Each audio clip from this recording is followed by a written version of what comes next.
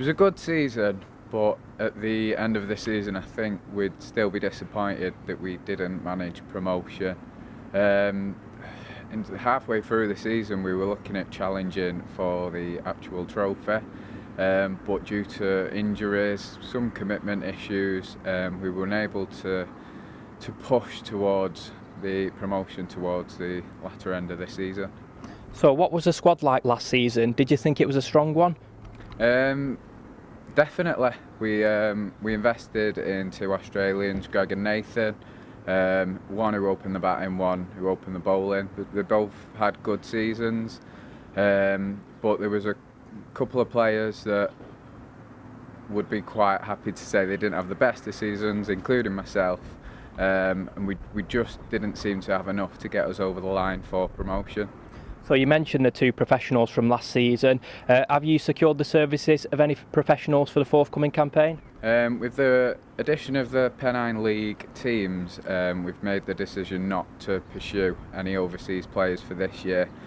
We believe that we've got enough in the ranks at the minute that will quite possibly challenge, definitely for promotion, but then we'll be looking for the league title as well. Now, I had a walk on the pitch earlier on, and it's fair to say that it's absolutely sodden at the moment. How much work is it going to take to get this pitch ready for the friendly against Ashton in April? If the weather continues like this, we've got a very good chance. We managed to get a team down this Saturday just gone to start up the big clean-up process. The drains are quite good when they get going, so I think we'll be in a good position. So will there be a Cricket Force Day taking place in the next few weeks? There will be, like there is every year. It's usually towards the start of the season, the dates of which I'm not sure yet. But yeah, we'll get everyone down and chip in where we can. So let's talk about you as a player. Are you the captain for the first team? I am, yes. And what are you, a batter or a bowler? Mainly a batter, but the way the past few seasons have gone, probably my batting's taken a back step, whereas my bowling's come into the fore. So how did you initially get involved with cricket, and especially here at Droylsden? Well, I've been here since I was a junior. It was literally a case of, I think my sister brought me down at a very young age. I think I was too young at that point, but then I came back a few years later and I've been through the junior setup here. So what's Droylsden like as a club in general? Is it very welcoming, and are you always looking to recruit more players? Yeah, it's definitely welcoming. What you'll find with Droylsden is a lot of the senior players have come through the junior teams. You look around some other clubs and they have a brilliant first team, but then no junior setup. We like to do it a bit differently here at Droylsden. We promote from the junior setup. There might be a case where 2 or 3 that you'd like to make it that don't make it through work reasons or commitment. But yeah, if you take a look at our first team, there's at least half of our players that have come through the junior setup. How difficult is it to maintain a squad throughout the entire season? Because in my opinion, club cricket's suffering at the moment. What's your opinion on it? I don't think it's suffering, but I think that is very much due to the new league structures that have recently come in. When Droylsden was in the Saddleworth League, you had the teams at the top that seemed to be spending quite a bit of money on players, and you just know that you wouldn't really have a chance for the league. But now with the new GMCL, I think it's a level playing field throughout the competition. So I take it from what you've just said then that you're in favour of the GMCL.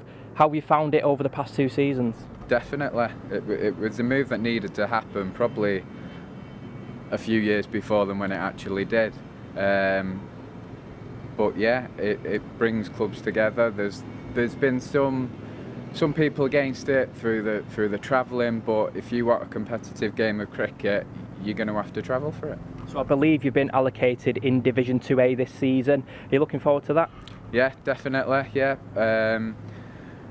we're definitely looking for promotion this year. We've got a squad that's committed. We've got a squad that's competitive, and yeah, I'd like to be here at the end of the season with a pot to collect. So you're currently undergoing pre-season training at the moment. Where's that taking place, and can new players come on board? That's taking place at Total Cricket in Ashton. That's Thursdays 6 while 7, and we're always looking out for any new talent, anyone that's looking to switch clubs, new opportunities. We're always looking for that.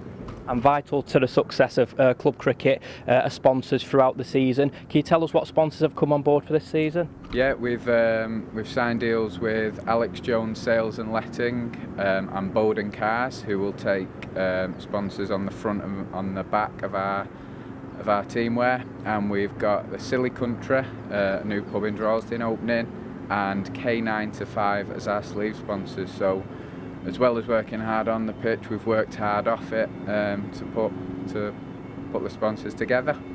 So tell us about the function room you've got down here at Droylsden, because I imagine that's integral to your success as well. Yes, definitely. We're always looking out for any new people who want to come and rent out the function room.